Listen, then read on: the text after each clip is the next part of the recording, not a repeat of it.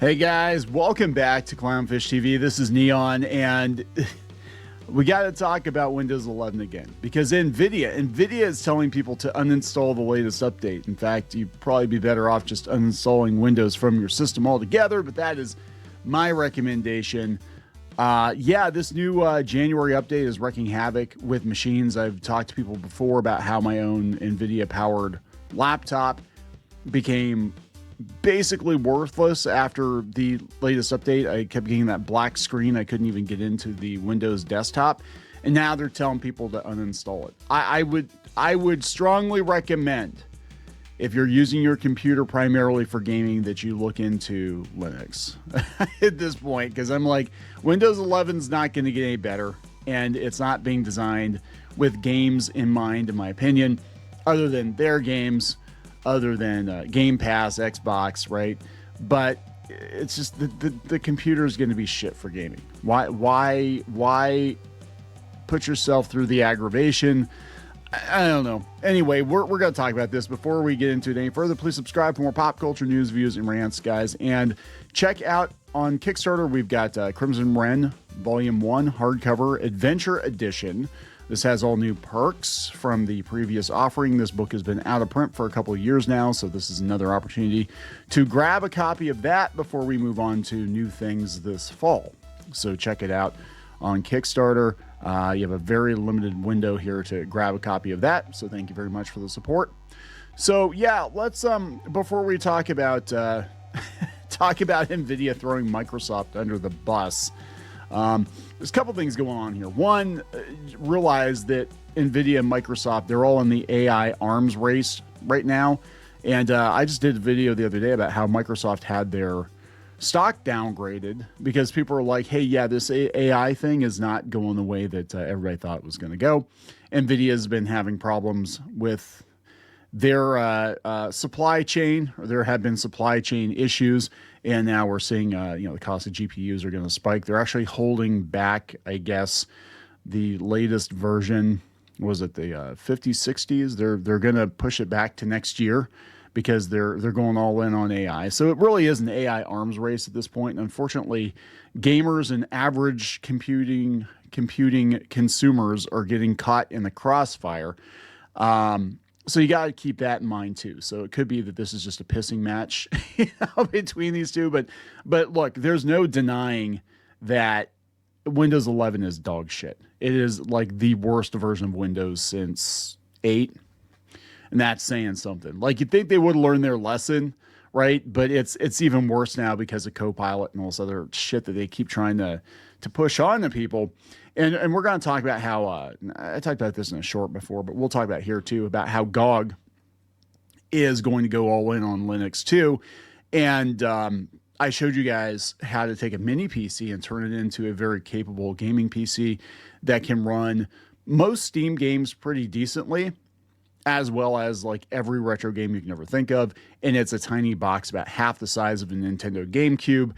And, go out and check. I did a couple videos on that. Like, you can go buy a $600 to $1,000 PC and use that as your primary gaming platform, really, and run it off of Linux. That's my recommendation. But here we are. So this comes from Tom's Hardware. Yet another Windows update is wreaking havoc on gaming rigs worldwide. Nvidia recommends uninstalling Windows 11. KB5074109 January update to prevent frame rate drops and artifacting. If you can even get into your desktop to begin with, right? If you've recently updated your Windows and are experiencing gaming instability, despite owning one of the best graphics cards, the Windows 11 KB5074109 January update may be to blame. Amid reports of frame rate drops, gaming artifacts, and black screens, that was a problem I had, Nvidia has recommended uninstalling the update as a temporary workaround while the chipmaker investigates the issue. So Microsoft is blaming Nvidia, Nvidia is blaming Microsoft. They said, even though it started after a Windows 11 update, we're looking into it. As far as I know, the only way to resolve it appears to be uninstalling that update, wrote Manuel, and Nvidia representative on the official GeForce forums. Jeez. How can you uninstall it if you can't even get it in your desktop? right? Thankfully, like I said before, my laptop was dual boot, so I booted into Linux, and I'm wiping Windows 11 off of that system completely. I'm not using it. Or my laptop, rather. I'm not using it. January 2026 security update is a mandatory one because it addresses 114 security vulnerabilities and resolves multiple issues, including battery drain on systems with NPUs. However, the major update has done more harm than good, particularly leaving owners of GeForce graphics cards on the short end of the stick. There don't appear to be any reports of Radeon users struggling in the meantime. The first user feedback focused on performance issues, with multiple GeForce gamers reporting frame rate drops of 15 to 20 FPS. The performance hit was only the tip of the iceberg.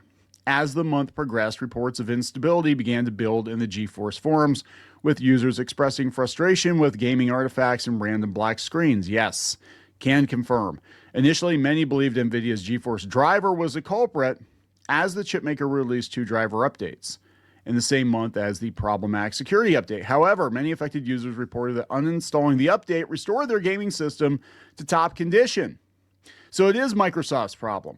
Nvidia appears to back the finding, as Manuel has recommended the same workaround while the company continues the investigation.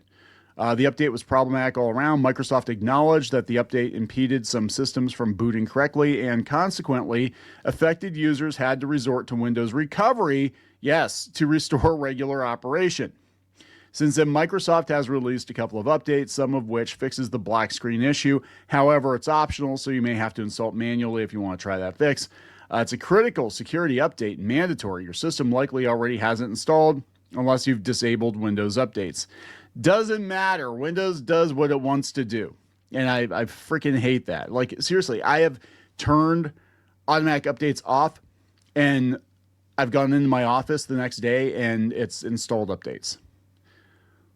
Like, what are you doing? It's like, is my PC not actually my PC anymore? Do I have to, you know what I'm saying? It sucks. You can find the option to remove the irritating update in the same section. The performance hit and instability issues don't affect every single GeForce powered gaming system. If you're in the clear, you should leave the update alone. It makes your system more secure. You know what else makes your system more secure is Linux.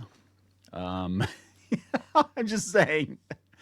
Yeah, so GOG is working on native Linux support, and the co-founder, I think, of CD Projekt Red bought GOG. And I think they're looking at making this a legit Steam competitor. It doesn't make a lot of money, but I love GOG because they have a lot of old games on it, and it is really like a repository of classic PC games. But they did post a job listing for a senior software engineer focused on porting the Galaxy desktop client to Linux. Now, in a reply on the Reddit AMA, the GOG team has revealed that work on native Linux support's already underway. Still too early to give an ETA, but the founder, Michael Kaczynski, said, "Personally, I'm a big fan of Linux. The job listing also calls Linux the next major frontier in gaming. It's obvious at this point that Linux is becoming an increasingly important part of the PC gaming landscape, especially as Microsoft continues to frustrate users by cramming every nook and cranny of Windows with AI features nobody asked for." All of this is related, guys. So I think gamers will wind up migrating to Linux because really we just need something stable. It doesn't have to have a lot of bells and whistles to run the games because we're going to be playing games, right? We're not going to be poking around the desktop very much other than to do game-related stuff. And I think Microsoft Windows is going to be for your grandma to get on Facebook and for the stupid robot AI to tell her how to, bake cookies or whatever. That's incorrectly. It'll incorrectly tell her how to bake cookies. It'll tell her to make pizza with glue or whatever. I mean, it's crazy. Kaczynski didn't share many details about the plan, but said we're at a very early stage right now. But of course, we see the rising popularity and importance of this OS for gamers and agree on its value. While we've started the recruitment process for a senior engineer who would help handle it, when it comes to specifics, we can't share much at the moment. Nonetheless, the work has started, and that's all we can say. Yeah, this is funny. This person here said the please support Linux GOG Galaxy wish list thread has been the most upvoted thing for more than a decade. Rebecca says the Heroic Launcher, the third-party app that adds support for GOG and Epic Games, is already pretty decent, but I'm not in a hurry to replace it with an official launcher. So yeah, we'll see how it goes. But I do expect Linux to become more and more important to the PC gaming ecosystem. Like I said, I'm migrating my gaming rigs and my own, like I said, I have a little mini PC that I use for retro gaming. That's all being run off of Linux now. And if I can avoid using Windows, I will. I have one machine that uses Windows for certain applications that do not play nice with Windows. And that includes, Clip Studio, Adobe, which, yeah, I know. I fucking hate Adobe. But I've got decades of files in Adobe. I'm kind of stuck with it for now. Eventually, I want to get rid of it completely. But I don't know if I trust Affinity either. I don't know if I trust it because they got bought by Canva. And Canva's all AI too. So, I would like to see us have a mostly offline operating system that's only online when you want it to be. I hate everything having to be online all the time.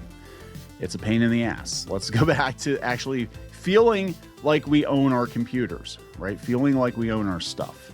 But yeah, this shit, I'm over it. I'm done. This is like, if you can avoid using Windows 11, I strongly suggest you do it. Check out Crimson Wren out on Kickstarter, please.